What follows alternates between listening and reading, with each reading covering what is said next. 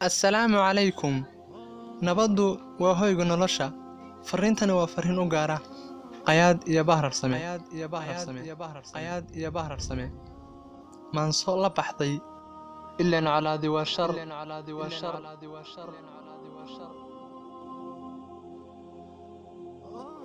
sidii saxar xashiish iyo ileen calaadi waa shar. maahan tala shuyuukh iyo waxii samada ka soo degay. mahan fahan khiyaareed. waa fadwo ibliiseed. waa fahan fidnoolow. waa fikir nifaaqiyo ku salaysan barakicin.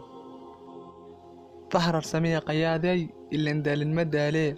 ileen dulmiga ma daayee. ma soo oga danaystuhu inuu dimo dhulkoo idil.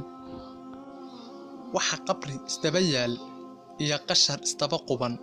waxa qori istaba lulan iyo qowl istaba radin. waa qabyaalad xeerkeed.